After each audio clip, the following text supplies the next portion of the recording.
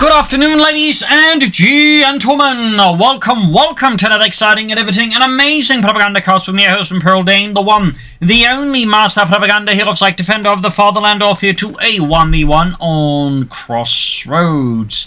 North, it is Elpern fighting for America, freedom, democracy here with the 6th Armored Division, with Rifle Company featuring EC8s, Rifleman defensive structures, advanced infantry equipment, M3 half-tracks, and the white phosphorus smoke barrage. In the south, it is Maple fighting for the Wehrmacht, Germany, Deutschland. Here with the 116th Panzerdivision, Winhund.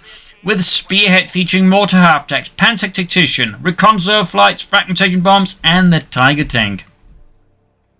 Gun the MU-42 versus the Rifle starter there. And as always, a big hearty thanks to my Patreon supporters. Without them and the support, the Propagandacast would not be possible. So big thanks to all those. Other people can join the links by Patreon, or they can donate by PayPal. Links are in the description. And if you are considering supporting the pre-ordering Companies 3, consider supporting the Propagandacast by pre-ordering it through the link in the video comments and using the code STUG3G. That would certainly help me out a bit as well there. And I'll let you know, comment, like, share, subscribe. So, down to the MU-42 versus the Rifle Squad here. Here's on the west side here. Bit of quiet there, moving up the eastern side of the Grenadiers. MU-42 as well here. Fairly standard opening on both sides, basically focusing towards what you consider each their own resource point. Typically the southern fuel point is considered the domain of the southern base, and similarly the northern one or western one is considered the domain of the northern base. But, again, some tricky players and sticky players can, of course, try and, turn this around. In this case, they're both Maple and Elpern. Goes for a much more conservative capping order there. Neither Maple or Elpern are trying to, upset the natural order of things, if you will. Third Rifle Squad there for Elpern. Sandbags in the east, machine moving forwards. Pearson's moving about here, creeping about with M1 carbines, Rifleman with the M1 Garans. Barbed wire up there. There we go. 2-minute mark. First engagement. Hamir Grenadiers in War 2. Rifle Squads all converging in the center here now. Maple, though, has initial local firepower superiority, though, of course, Elpern enjoys the terrain advantage here with a lot of structures and heavy cover, which Maple doesn't quite here. And of course, right now, Maple is just trying to batter his way through here with the Infantry and the Grenadiers. Not necessarily what the Wehrmacht, I find, typically excels in at the early game. It's like, beating and dug-in units. East side of the Rifle Squad map, the sandbags here, so the smarter would actually been trying to move around through here, get up this way, or similarly around here, rather than trying to secure here. Of course, if the Germans can claim it and dig in, they can, of course, be tough to deal with for the Americans, but those are some false steps. Our way, Elpern could actually be flanking around here, but interesting enough, it's not rushing, and he's taking a much more cautious approach, a casual. Perhaps he's figuring something, covering the machine guns flank. It's hard to say here. Ultimately, we can, of course, peer into what Elpern here is thinking. If we could, we'd be making a lot more money doing other things than, covering companies too. And then we'd get killed by the CIA, but that's another story. Rifle Squad, they've been pushed back by the Grenadiers. MU-42 on the west side here, point being seized by the Grenadiers there. Lieutenant almost done there for Elpern. Fourth Grenadier Squad from Maple going for a pretty heavy tier 1 here versus the Americans, committing to a pretty infantry approach here. That said, Elpern's also got a fair amount of infantry with the 3 Rifle Squads and the Lieutenant, so infantry fighting between Maple and Elpern. Will be interesting to see where this further goes. We can see more pressure on the east side, and also Maple is starting to dispatch forces westward. We've got Elpern ready here with tank traps and barbed wire, forming up a strong point, which Maple just can't easily push through without significant large amount of firepower. Flamethrower parties will defer that pressure to Elpern, though of course Elpern can respond with a flamethrower of his own, unless of course he's really concerned about mines, which wouldn't be a bad thing to be concerned about, to be honest. Since one Telemine could obviously spell doom there for any Stuart light tank here from Elpern, but so far the Elpern is yet to take up here versus Maple. Maple is taking up themselves, there's company will probably shouldn't be happening there. Gunny's popping to the building here in the center. Interesting choice there. Piney's flanking around here. Elpern definitely feeling the heat here from the German army, from the Reich. West side here, Rifle Squad flanking about. The Grenadier Squad on the flank there could definitely cause a problem. Plus, the Grenadiers here could pop as well. They're maybe to apply some pressure, though. He would probably better off bringing in the Pioneers. East side here, machine gun flanked by the Lieutenant here. Elpern there, quick to spot an opportunity here. And opening in Maple's right flank. Thumbs up there to Elpern. Rierson's pushed back with the flamethrower Pioneers, but the Pioneers will have to retreat soon. Rifle Squad being focused down here. 2 Grenadier Squads remain inside the building here. There's actually nothing wrong in if you can stop a lot of going into the building like this, since there's a lot of windows to cover, so technically you can get away with it, but it's just pretty rare, and there's obviously some you know, issues involving artillery strikes, you know, could quickly demolish the building, in which case you get 2 grenadier squads wiped. But this early into the game, not particularly a massive concern here for Maple, I think. And Elpern so far, for example, isn't exactly going for a mortar here. It's like, you know, try and hammer Maple into his place again. I'd like to make another going to be built here by Maple. Very good. Up north here, troops sending out there. We got liaisons with minesweepers. Obviously, concern here of telemonitors weighing heavily on Elpern's mind. You know, I lost a cousin to a German mine. Really? Yeah. In Wisconsin, though. Still not sure how that happened. Ground western point of the Grenadiers. Stuart Light Tank there for Elpern.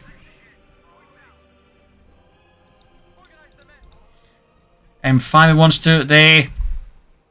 Now the Stuart, I think, is one of those few tanks in the war that actually you know, upgraded its hull to like actually include sloped armor. Normally they just go, well, yeah, we just completely scrapped the previous design, move on to the big design. But with the Stuart, they actually like just went, yeah, why don't we slope the armor on this thing? And they did it.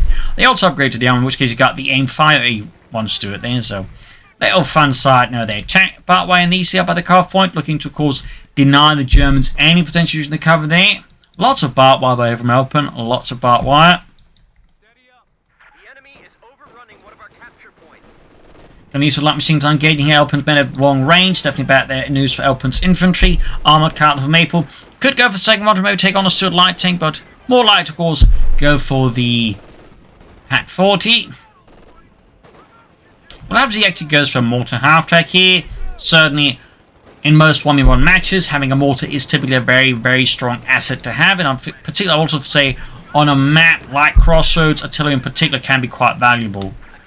That said, chances of never going for a mortar half-track, I think, remains fairly low here as Elpern. Liaison's caught by the 2-2 routed. Stuart there, Panther-Fausted. West side here, we got the Grenadiers, the Ralph Squad there. Ambulance halfway done for Elpern. And no sign of additional upgrades there. So far, Maple and the 116th Panzer Division Winhund has managed to secure most of the map here from the Americans.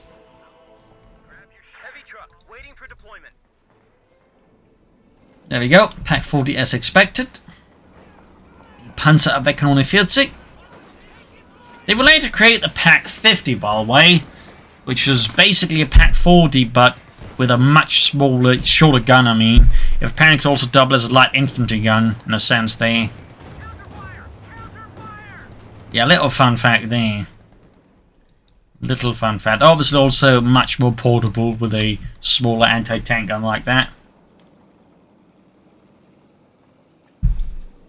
Was very late in the war though when it arrived to the battlefield. We're talking like late 1944. But it's sort of like, you know, interesting development there. So we got the Pack 40 here ready for Maple. Stuart racing forward to Elpern, freedom and democracy. We're not seeing... Oh, spoke to Sumi actually got grenades for Elpern. Thumbs up. Can be quite effective, I'm with access to smoke grenades as well there, which can also be used to obfuscate the defenses here of Maple and the 116th Panzer Division. 9th Panzer Grenadier Company here. Almost got the... Actually got the grenades ready now. Machine popping out of there. Obviously low on health there. East side, if you can see, there is something up for Elpern. Mines was set, of course, just in case Maple's left down some surprises for Elpern's men to find by walking over them. Pack 40 moving forward here for Maple. Got the Grenadiers joining in here for Maple and the German army. Could start taking up here soon. Got the fuel, just needs the manpower to really sort of like, you know, start moving in armor versus Elpern. Shot fired there. Elpern, meanwhile, not just going for grenades, but also going for weapon racks here. Grenades off there, revealing, of course, the existence of grenades now here to Maple.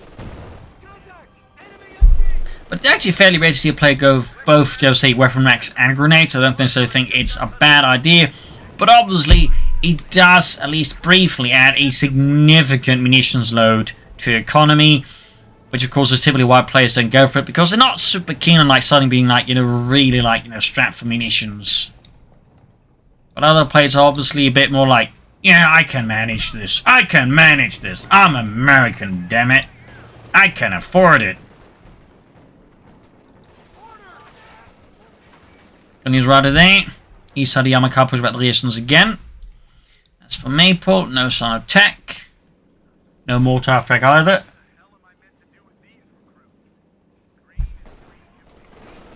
Bit of route there. And a bunker up here in Maple's base.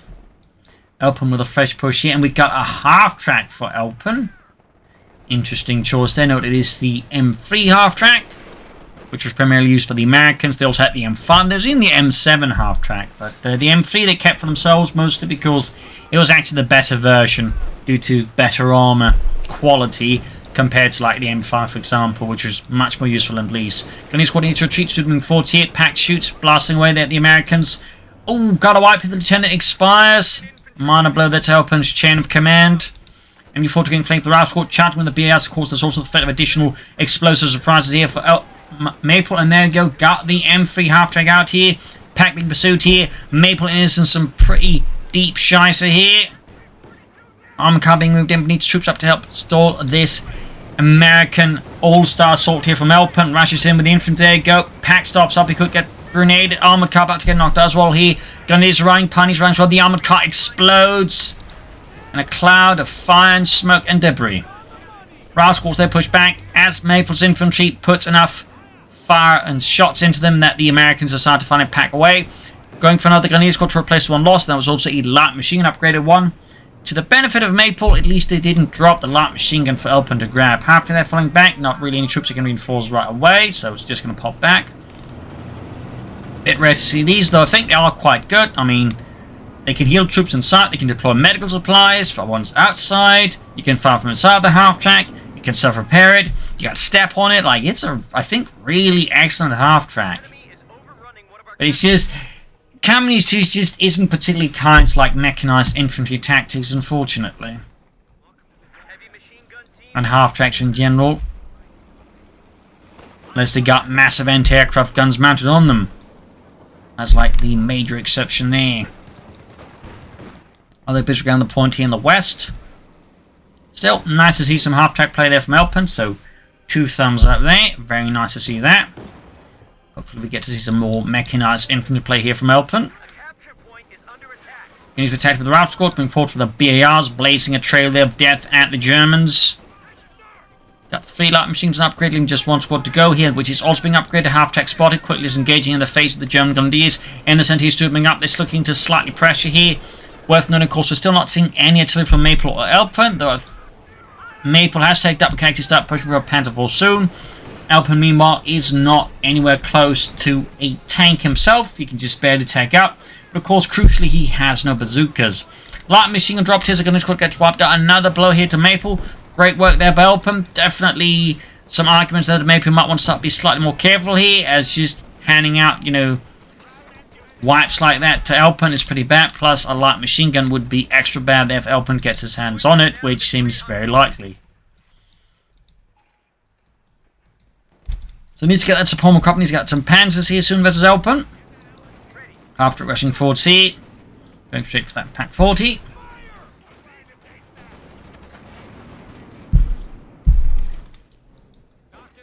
And these are his Ralph squad flanking around them. Fifth gun in the centre, half-track falling back.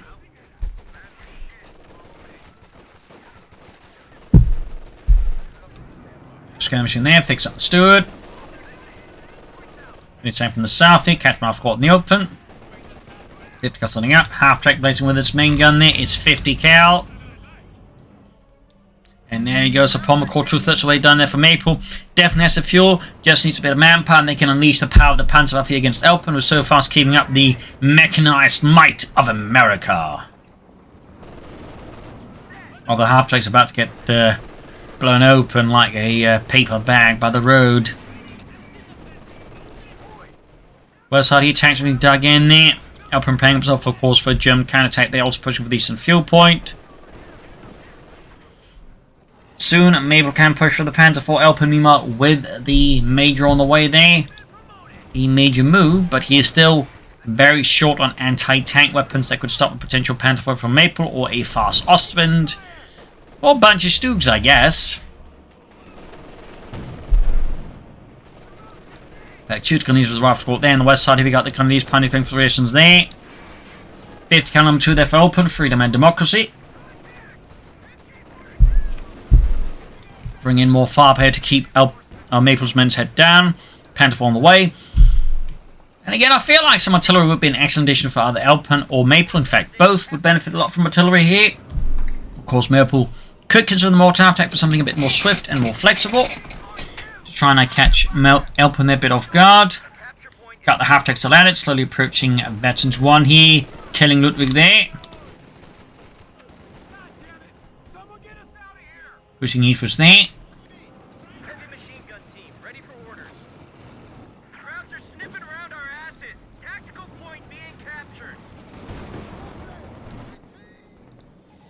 Panther almost done.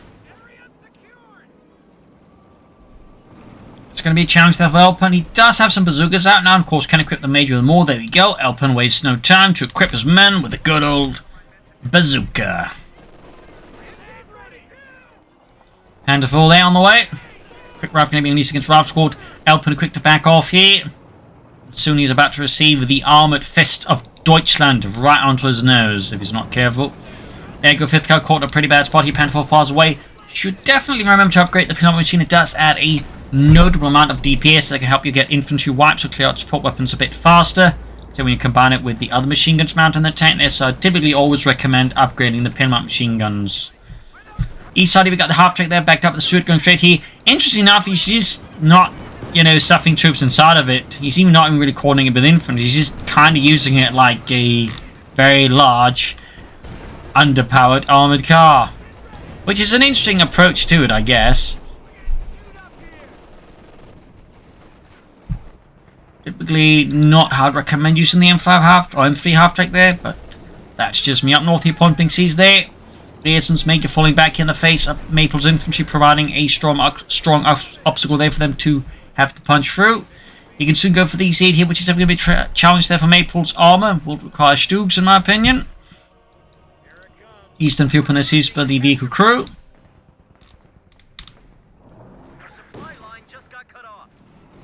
And he's routed here, just exposed to too much firepower from Elpern's men. Got those bazooka teams roaming about. EC8 there for Elpern, thumbs up. Guessing a Brat Pit upgrade will be inbound. And we got Panzer D here for Maple. Bringing in something a bit more tougher there versus Elpern's infantry. Nice to see that. After it got the Eastern Point, they may want to sort of buzz off before they accidentally get it wiped and hand over the half-track to Maple. Of course, the question is, would Maple be able to do much with the half-track in return? But there you go, amazing heavy losses. Bazooka dropped here for the Germans to possibly seize and turn against them. Nope, gets it back. Pack 4 lands great understood. Light tank gun is up north being caught here, and in the east, MG42 was the half-track, even popping into the jumping rounds here. Elpern loses his half-track in a not particularly impressive way, really. I mean, I liked he went for a half-track, but I can't help but feel slightly underwhelmed there by Elpern's usage of the half-track. I mean, I suppose you gotta start somewhere, so it's better than nothing, obviously. But, part of me wishes, for a bit more. Maybe another match. If he decides to use it again. We've got these here out here, got the Brat Pit upgrade ready. Going here for the Panther 4, got the Stuart there, but there we go. Pops the Weasel, narrowly avoiding a total loss of his Panther 4 here. Close call, though. Would have been great for Elpern if we could have managed to take out that Panther 4 with the Stuart. 5th cal catching the Panther, he's out in the open. Oh, he's popping to the building right at the wrong time. Need to get them out of there. Schnell! Rückzug! Got the East bringing forwards here. Brat Pit staring down at them, shouting a few insults.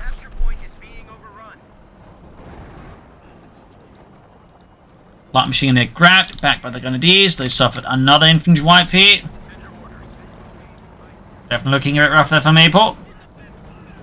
We got that EC8 there. Need to fix up the Panther 4. Would be very beneficial for Maple to bring in some more Pioneers to assist repairing that Panther 4 faster here versus Elpern. Though certainly Maple is just quite strapped for manpower at the moment. So many things they need to spend it on. But they only get so much manpower per minute, making it definitely a bit of a challenge here when he also has to maintain the front line versus Elpern. We'll have to see what happens next, but another Panther 4 Stuki could be a good addition here for Maple versus Elpern's armour. A bit the infantry. Still no pin-mounted MU42 on the Panther 4. Definitely feel like it's no side. We got more mines here from Elpern. Thumbs up. Always a good idea there. West side here. Mines down. Lots of mines here from Elpern. He's very, very, shall I say, thorough with those mines, which is excellent to see there. Always good to point out. They're obviously less great for Maple that Elpern is, you know, mining up most of the map here. Panther is the mate generation center push back here. Pack 40 also caught an awkward spot push back. Panther 4 though is finally good to go here for Maple. Can actually go for second Panther 4 now. There's also the possibility that he's going to try and stop for the Titan, and the fact he goes for a second Pack 40 here definitely has me suspecting that Maple will try and stall for the Titan against Elpern, which under current circumstances is certainly very, very risky. Not impossible though. Not impossible, but it will require a lot of effort here from Maple, a lot of smart decision making, and perhaps even some luck there to, I think, really manage, because it's going to basically mean putting his economy in hold, but also allowing Elpern just bringing more tanks, and he's already doing a fairly effective job keeping Maple's Panther 4 out of the fight for as long as possible. So the question is really, did Maple need another Pack 40, or did it need something to help deal with the infantry support weapons more than anything? On the west side here, caught here with the 5th cal there. Good work by Elpern. Was able to predict their Maple's move nicely.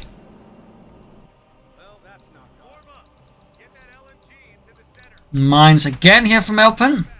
I mean, he's just laying down so many mines. I mean, part of it is just helping him in good map control versus Maple, which of course easily affords Elpern and the munitions to lay down a lot of mines. Almost got the Pack 40 there. Troops negative moving there. Panther 4 also needs to be rushed in there. About to lose his pack crew here to the Americanon. There goes stop with the info to point blank range. Panther 4 Johnson, the route squad about to get pinned down. If you do get a grenade. Close call there though. Close call. Machine gun takes on a bit of damage to the heavy cover. EC8 versus the Panther 4 pushing that back. Pack 4 repositioning here. We got 413 versus 96. Maple does have victory point lead over Elpern, but that's about the only, I think, significantly hit the card at the moment, because Elpern is hitting back hard. Hack wiped out bun grenade, but he already is on the move with his bun grenade. His base just wasted here by Maple. Machine also in a bad spot here. Panther 4, they're doing camp. Pack 4 landed a great shot there on the EC8, punching right through the frontal armor. Got it down to almost half health. Machine catch the edge. The bazooka team's blazing away death here. Grenades off here.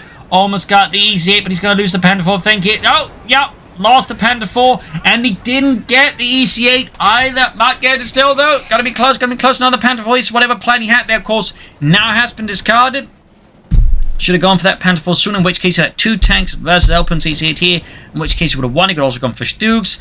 So, I definitely think here this was likely a Tiger Stall plan here from Maple, but again, got completely just, you know, bowled over, backfired on him, and now he's just like in a bad position where he can't easily go for the Tiger anyway, so definitely, you know, one of those case studies there of why you want to be more careful about just, you know, going for 2 packs and trying to stall for a Tiger tank depending on the matchup.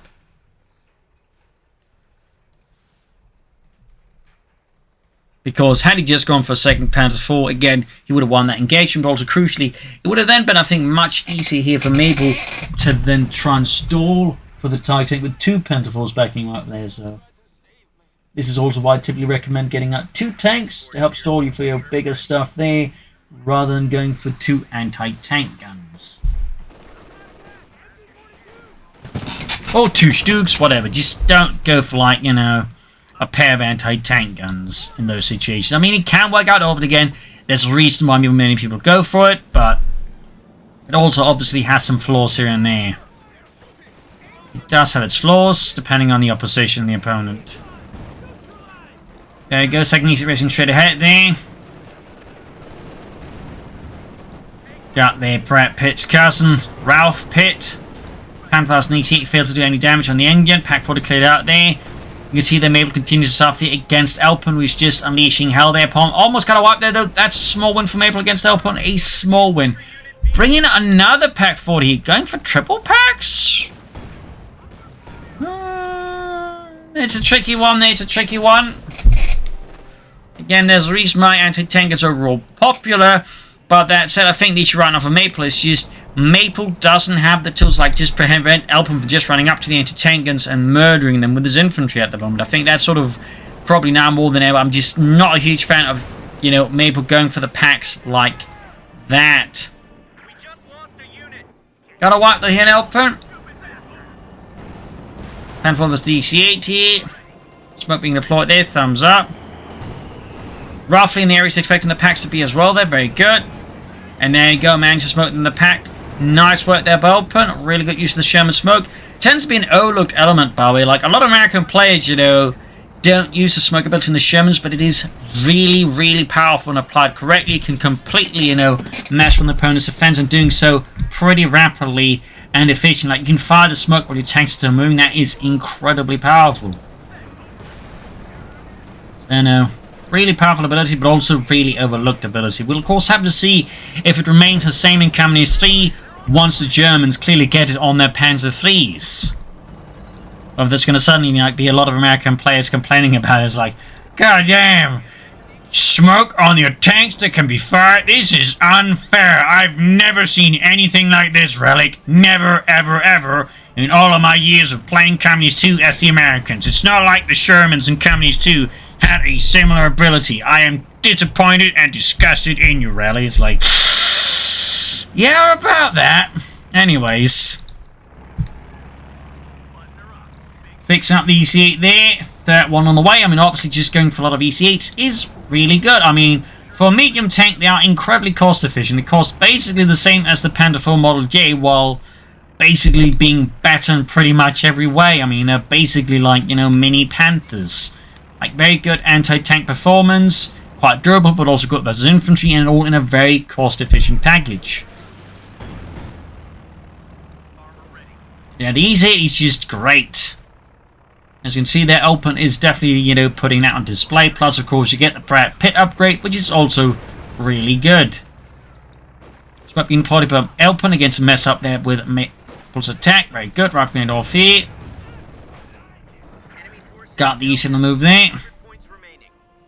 Well, obviously, Maple goes for next. Probably another Panther IV, though I think Stukes might be. And then again, they got like 3 packs. So I think at this stage, Maple is very likely or unlikely to consider a Stuk here. And again, 3 pack can like do a lot of damage very fast. That's like 2 volleys, and like any tank will, you know, definitely be on fire. Meanwhile, Elpern bring up a Scotty run. Oh, he actually has the 3rd EC8, so he's going for 3 EC8s and a Scot. That's a pretty potent, more pioneers here for Maple, as he did lose his previous one. Definitely on the back foot now here for Elpern and the 6th Armored Division here.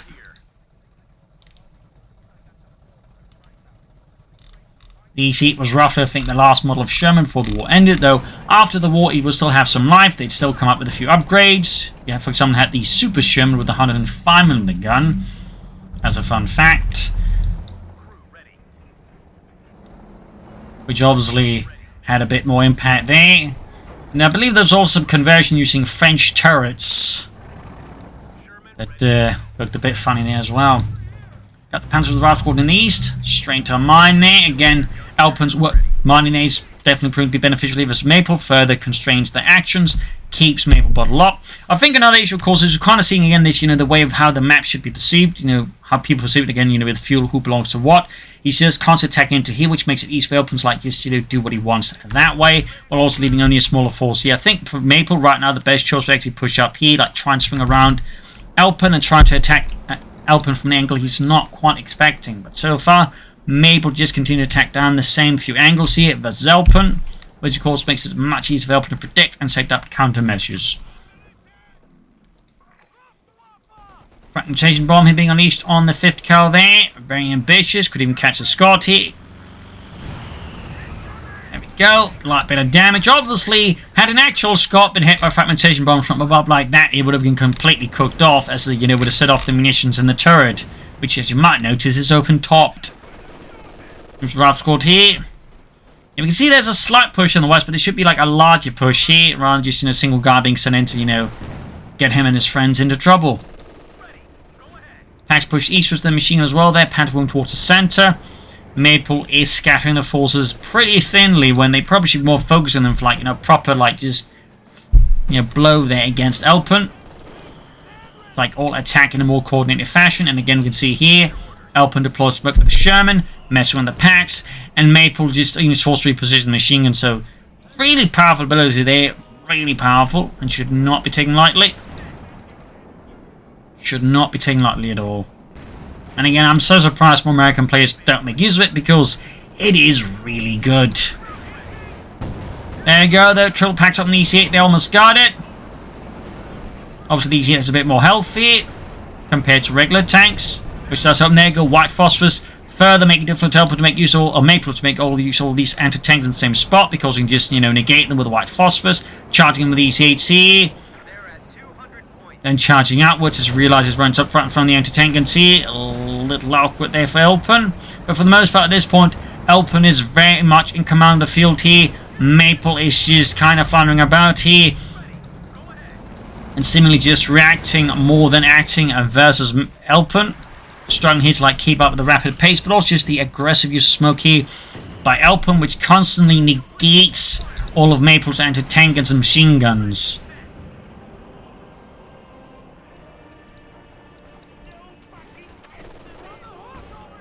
So definitely a bit of a tough spot here that Maple is in. I definitely don't agree with the triple packs. And again, we can see that there's clearly an attempt to go for another Tiger tank, but the timing right now, I think, there's a definite risk the Tiger tank is just not going to be enough with that many ECFs in the field. In fact, Elpern is going for a fourth one. He's basically just, bring in the entire Brat Pitt family.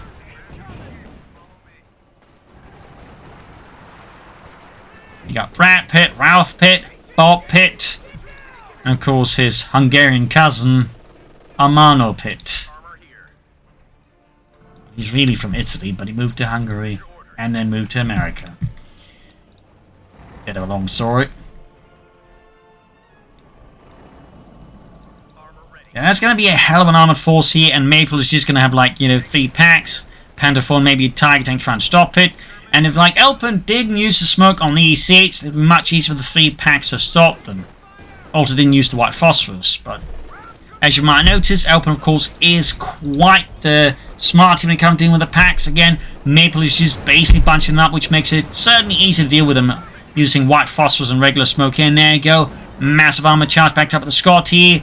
Maple is about to have just, removed the last safety net here as the E6 push forwards. Veterans 2 there, about to get knocked out. Smoke again being deployed rapidly and efficiently. We got more E6 ramming. Scott in the firing way here. And we can see the Maple position is completely collapsing here under repeated armored assaults here from Elpern.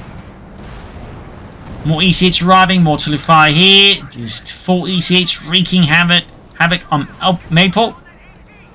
Down to his 2 Grenadier squads, 1 pack of Pioneer squad and a Panzer IV, and that's it. They are also very close to the Tiger tank, but versus 4 EC8s, the Tiger tank is simply put not going to be enough. The EC8s can, fairly well deal with it in that many numbers. And they're going crashing their Pioneer. See, we got Veteran 2 on the other EC8, Panzer IV, finally Veterans 1, but against the EC8, yeah, in this case the EC8s, we do have the Tiger tank finally up, as you might notice. It is significantly outnumbered here. Got Brad Pitt going in and ready to replicate Fury here. Just, with more EC8s. And less Shia LaBeouf, which is always an improvement. So there you go, GG, game over. And with that, Maple is out. The sequel to Fury here has gone off rather splendidly. So there you go. Hope you enjoyed this match. I've learned something from it. Hope it gives you some ideas here to how to make better use of your Sherman tanks. Again, use that smoke screen ability. It is good. If you hear anyone complaining about it in company's fee, it's on you. So, anyways, hope you enjoyed this match. I learned something from it. If you did, subscribe, like, share, comment. Consider donating or pledge on Patreon. Of course, if you wish to pre-order company's fee, consider using again the link in the comments. This is Pro LinkedIn. Cheers. Thank you for watching. Until tomorrow again for another episode. Bye.